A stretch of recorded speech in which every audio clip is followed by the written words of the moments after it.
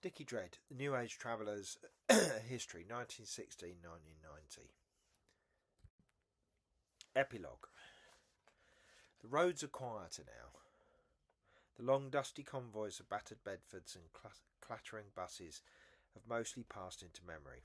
The free festivals, once scattered across summer like constellations, have dwindled or gone dark. The fire-breathing magic of Teepee Valley, the roaring chaos of the Beanfield, the spell of Stonehenge at dawn, all echoes now, but not lost. Because the New Age traveller hasn't disappeared. We've shifted, split, reformed, like smoke after a fire, changing shape, but still present. Though big convoys are rare today, you'll still find solo buses and loose clusters of vans pulled into hedgerows, tucked beside estuaries or winding down green lanes. Modern travellers come in LDV convoys, transits, DIY sprinter conversions, not always painted, not always patched, but still mobile, still resisting. Some are the children, or even grandchildren of the original convoy. Others are newly disillusioned escapees from the city, the gig economy or burnout culture seeking a slower, self-defined way of life. They may not carry copies of Dope Smugglers Weekly or Anarchy, but the spirit isn't far off. They live on solar, cook on wood stoves and share sites with eco-builders, van lifers, Roma families and resistance campers. Many old travellers today carry the physical and emotional weight of a hard-lived life on the road. Decades of sleeping rough, inconsistent access to healthcare, poor nutrition, exposure to the elements, and long-term effects of substance abuse have left their mark. Chronic conditions like arthritis, untreated dental problems, respiratory issues from living in damp vehicles, and injuries from evictions or manual work are common. Mental health too is a significant concern. Trauma from police violence, loss of community and social exclusion have left some battling depression or anxiety with little formal support. While some have aged into rural stability or community land projects, others remain transient or isolated, struggling to get the care they need in a system that still struggles to accommodate non-standard lives. For many, ageing as a traveller means facing old age with resilience, but also with the scars of a society that rarely made space for them. Repression hasn't gone away, it's mutated. The Police Crime Sentences and Courts Acts of 2022 gave authorities sweeping powers to seize vehicles, issue fines and criminalise unauthorised encampments. It's not just about the old laws anymore, it's about ownership, visibility, control.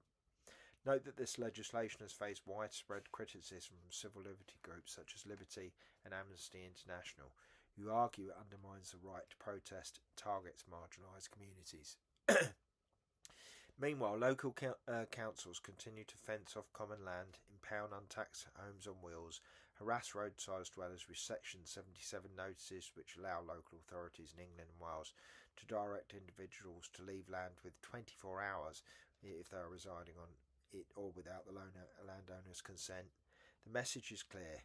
If you're not in the system, you're not welcome. And yet, the wheels still turn. The Stonehenge campaign continues to advocate for reinstatement of the Free Festival near Stonehenge, aiming to revive the spirit of the original gatherings that were curtailed in the mid-1980s. A prominent figure of this movement is Sid Hope, a South London-based Free Festival campaigner who has been actively involved in efforts to re-establish a People's Free Festival at Stonehenge. Sid's, and more recently Little Lisa and the Celtic Steves, activism includes organising events, distributing campaign materials and participating in seasonal celebrations. His story and the broader campaign are documented in the film Free the Stones, which explores contemporary free festivals, travellers and pagan culture, highlighting Stonehenge's role as a focal point for these communities' spirit of resistance. The campaign seeks to balance the preservation of Stonehenge as a sacred and historical site with desire for communal, non-commercial celebrations that honour ancient traditions. By advocating for managed open access during solstices and equinoxes, the Stonehenge campaign aims to ensure that the monument remains a living part of cultural and spiritual practices. To this day, we always hold some official event.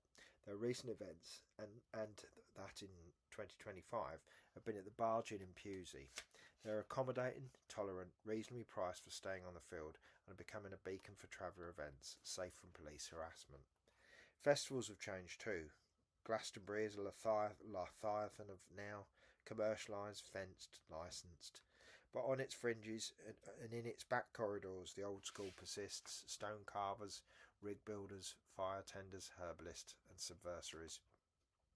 The Horse-Drawn Festival began as a grassroots alternative to the increasingly commercialised festival scene in the 1990s, rooted in the ideas of self-sufficiency, low-impact living and deep connections to land and tradition. It was spearheaded by a group of horse-drawn travellers, often referred to as the horse-drawn lot, within the wider community. Unlike the bus and truck-based convoys, these travellers moved at walking pace, setting up camp in fields and lay-bys, often with brightly painted wagons and hand-built bow-tops. The festival itself, which began informally in the mid-1990s and gradually became an annual gathering, offered acoustic music, poetry, workshops and communal meals, all without amplified sound, generators or commercial vendors. Its ethos was about celebrating life off-grid with minimal ecological footprint and maximum communal spirit. Held in various rural locations, usually by word of mouth, the Horse-Drawn Festival continues to this day as a quiet, defiant echo of the older ways, offering a space for reverence, rebellion, these days amplified, and acoustic music, meeting the tribe and resting in equal measure, unless the cuckoo crew is there and they're noisy all night. Sorry. It usually runs twice a year and is called the Beltane Bash and Not the End of the World, respectively. Other traveller-run festivals are still going and even springing up. Notably recent events include Equinox, formerly Alchemy, in Lincolnshire, Work in Glastonbury, Llandudrod, NFA Bishbosh, Gloucester, and loads of other events run by the NFA cartel. Going Feral for Mental Health, Banbury in 2025, Home of the Drum, Llanfillin, Clownfest, Pembrokeshire 2025, Tribal Gathering, Chester, Convoy Cabarets, Naughty Corner, Somerset, Tarantiti Party, Oxfordshire, Mabfest, Worcestershire, Yanni Fest, Somerset, and other events run by the Cuckoo Crew, Cosfest, Bill Through, Soul Party, Kent, regular events for Solstice at the Bargee in Somerset, and many smaller events, gigs, and impromptu gatherings. The Horrible Solar Stage has been going since at least 2010. Is a long-standing symbol of sustainable off-grid entertainment within the UK's alternative festival scene, reflecting a blend of environmental consciousness, grassroots creativity. Along with the Sanger Stage, its sprawling circus tent is a common sight on many traveller-run festivals. Travellers still work with the more commercial festivals, often gawping in horror at the commercialism and lists of rules 3 pages long. Elsewhere, radical gatherings continue in quieter corners, Earth First camps, peace protests, reclaim the land actions, small, temporary, fiercely alive micro-festivals. The rave scene too remains threaded through. 3 parties still pop up, rigs still hum, and travellers still make up the bones of the culture, long after the headlines have gone. Today's New Age traveller isn't a relic, they're a living resistance. They fight HS2 and fracking, share skills at land-based co-ops, build off-grid yurts, tiny homes and converted lorries. Some homeschool children on the road and organise solidarity actions for Roma, refugees and indigenous movements. And in doing so, they keep the countercultural fire burning, quieter now, but just as bright. Not everyone stayed. Many went back to the cities, found land or settled.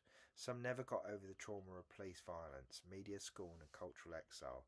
But for those who remain, and those who have joined since, the New Age travel identity is not nostalgia, it's practice, it's a choice, it's refusal. Refusal to accept that property defines worth, the home must be fixed, that freedom is conditional. The movement may no longer stretch from lay-by to lay-by in endless summer circuits, but in fields, in forests, on the edges of the old road, we're still fucking out there, and the dream, battered though it is, still rolls on.